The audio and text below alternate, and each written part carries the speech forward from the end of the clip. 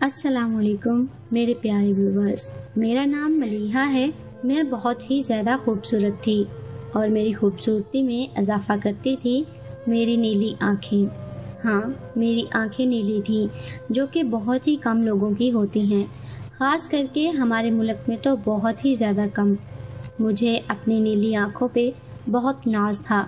میں ان آنکھوں کے ساتھ بہت حسین لگتی۔ میرے ساتھ ایک مسئلہ تھا اور وہ یہ کہ مجھے ہمیشہ اپنے جسم پر ناخنوں کے نشان نظر آتے تھے۔ زیادہ تر یہ نشان میری کمر پر ہوا کرتے تھے۔ میں بہت پریشان رہتی تھی۔ کبھی کبھی تو میں یہ سوچتی کہ شاید مجھے کپڑے لگ گئے ہیں، کیونکہ کامدار کپڑوں کا کام ایسا ہوا ہوتا ہے کہ وہ کبھی بھی آپ کے جسم پر لگ جاتے ہیں، کیونکہ بہت بھاری ہوتے ہیں۔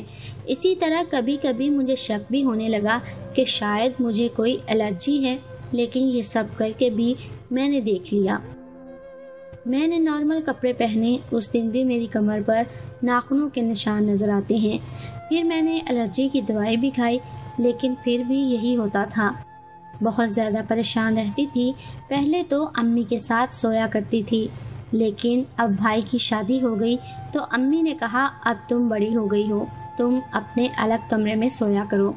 اور جب سے میں اپنے الگ کمرے میں سونا شروع کیا تھا، تب سے ہی یہ سب کچھ زیادہ ہو رہا تھا۔ میں بہت زیادہ پریشان رہتی تھی، کیونکہ صبح مجھے ان نشانوں میں درد بھی ہوتا تھا۔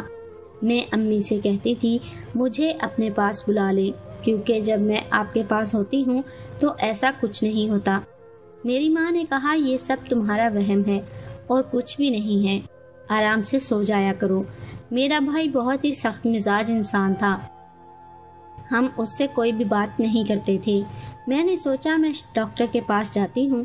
ظاہر ہے یہ زخم دکھانے کے لیے مجھے لیڈی ڈاکٹر کے پاس جانا تھا، لیکن جیسے ہی لیڈی ڈاکٹر کے پاس جانے کی بات ہوئی، میرے بھائی نے شور ڈال دیا کہ جوان لڑکی جس کی شادی نہیں ہوئی، اس کا لیڈی ڈاکٹر کے پاس جانے کا کیا کام ہے، کیا مسئلہ ہے اس کو، اسے کہیں آرام سے گھر بیٹھے۔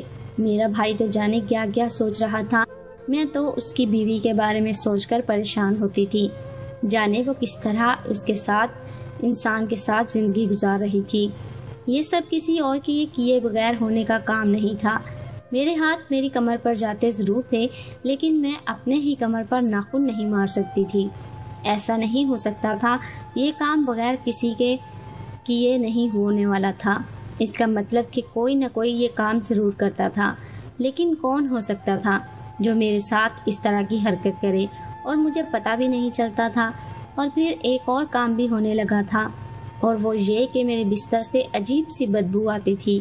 میں بستر کو بار بار دھوتی، پھر بھی ایسا ہی ہوتا۔ ایک دن میری ماں نے مجھے دیکھ لیا اور کہا کہ کل بھی تم بستر دھو رہی تھی، آج پھر دھو رہی ہو۔ میں نے کہا اس میں سے بدبو آ رہی ہے، واقعی بہت بری بو آ رہی تھی۔ میری ماں قریب آئی اور بستر سونگھ کر دیکھنے لگی کہ تمہارا دماغ خراب ہو گیا ہے، لگتا ہے بدبو تمہارے دماغ میں رچ بس گئی ہے۔ بستر میں سے کوئی بدبو نہیں آ رہی، بلکہ اس میں سے سرف کی خوشبو آ رہی ہے، کیونکہ کل ہی تم نے اس کو دھویا تھا۔ لیکن جب میں نے دوبارہ اس چادر کو سونگھا تو اس میں سے بہت ہی بری بدبو آ رہی تھی۔ میری ماں کے ساتھ بحث شروع ہو گئی، یہاں تک کہ بحث لڑائی میں بدل گئی۔ میں اپنی ماں سے کوئی بدتمیزی نہیں کر رہی تھی، لیکن میری ماں مسلسل مجھے باتیں سنا رہی تھی کہ لڑکی پاگل ہو گئی ہے۔ اے لڑکی، تجھے کہیں بار بار کپڑے دھونے کی بیماری تو نہیں لگ رہی؟ میں نے اپنی بھابھی کو بلایا اور کہا بھابھی آپ فیصلہ کر کے بتائیں اس چادر میں سے بدبو آ رہی ہے یا نہیں۔ تو میری بھابھی آگے بڑھی۔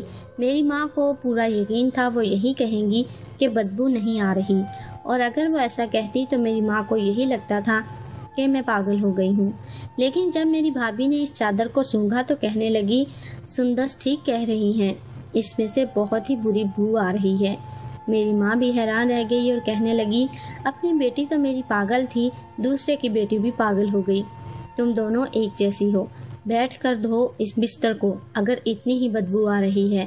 تو میری ماں وہاں سے چلی گئی۔ میری بھابھی نے میری مدد کی۔ میں نے اپنی بھابھی کو کہا بھابھی یہ میرے ساتھ کیا ہو رہا ہے؟ تو کہنے لگی تمہارے ساتھ کیا ہو رہا ہے؟ कमरे में कोई बिल्ली होगी जो रात को आकर तुम्हारे बिस्तर पर सो जाती होगी, वही तुम्हारी कमर पर पंजे भी मारती होगी और उसी की बदबू बिस्तर से आ रही है। देखो, हम वैसे भी खुले इलाके में रहते हैं, यहाँ पर किसी बिल्ली का आना आम बात है, और बिल्लियों को वैसे भी अगर किसी एक जगह सोने की आदत पड़ जाए तो वो उस जगह पर आकर ही सोती हैं। बिल्ली बहुत ही छोटी सी होती है, जब वो चलती है तो आवाज़ भी नहीं आती।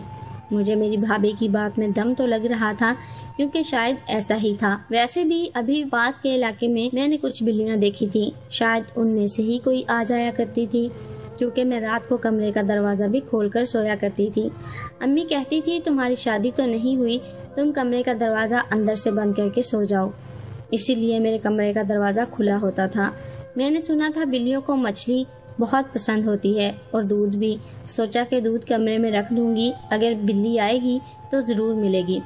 उसे रात को थोड़ा सा दूध डालकर कमरे में रख दिया, लेकिन सुबह उसको देखकर जान निकल गई, क्योंकि उसमें तो दूध वैसे का वैसा ही पड़ा हुआ था, और अगर बिल्ली आती तो ज़रूर पीती। लेकिन फिर मुझे मेरी भाभी ने कहा, बिल्ली जब बड़ी हो जाती है तो वो दूध शौक से नहीं पीती, दूध तो बिल्ली का बच्चा पीता है। और जिस तरह के पंजों के निशान की बात तुम करती हो, ये कहती हो कि मुझे नाखून लगे हैं, वो ज़रूर किसी बड़ी बिल्ली का काम है। तुम कमरे में दूध मत रखो, कोई और चीज़ रख कर देखो। मैंने इस दफ़ा कमरे में मछली रखने का सोचा और भाभी से कहा कि भाई से मछली मंगवा दें। मैंने भाभी बड़ी मुश्किल से भाई से मछली मंगवाई।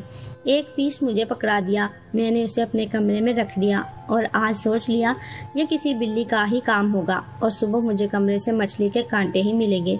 लेकिन फिर ये देखकर हैरान रह गई कि पूरी की पूरी मछली पड़ी थी। इसका मतलब ये किसी बिल्ली का काम नहीं था।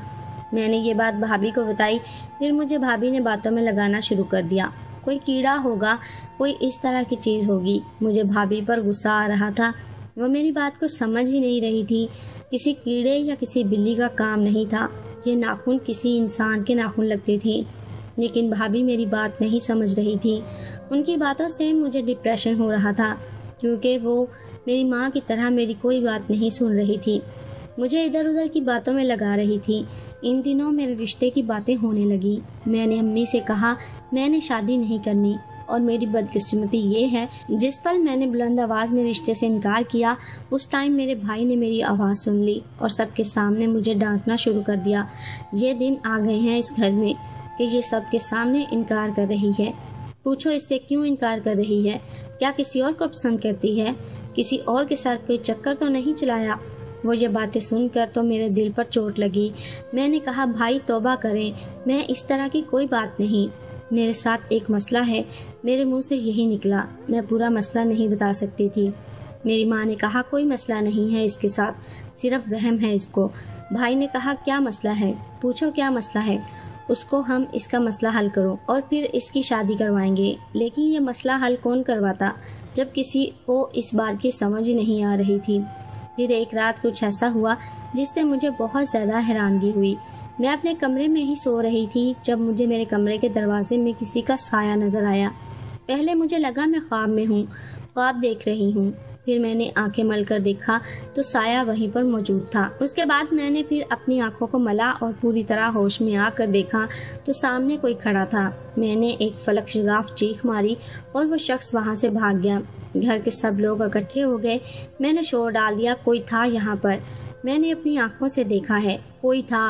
मेरा भाई भी परेशान हो गया, आसपास देखने लगा। उसने छत पर जाकर भी देखा, लेकिन कोई भी नहीं था। मेरी माँ ने मुझे तसल्ली दी और कहा आज मैं तुम्हारे पास सो जाती हूँ, लगता है तुम्हें डर लग रहा है। मेरे भाई ने मुझे बातें सुनाई कि छोटी बच्ची तो नहीं हो जो डर गई हो, सारे घर वालों को जगा दिया। कल को तुम्हारी शादी हो जाएगी तब भी ऐसी हरकतें करोगी क्या? अपने आप को संभालो। मेरा भाई अम्मी से कहने लगा आपकी गलती है, 16 साल की हो गई है तब भी आप इसे छोटे बच्चों की तरह अपने पास सुलाती थी। अब इसे अकेले सोने की आदत नहीं है और ये डरती रहती है। मैं वाकई डर गई थी। फिर मैंने खुद को संभाला और इस बात को भूल गई। अगले दिन लेकिन फिर कुछ ऐसा हुआ कि मैं हैरान रह गई।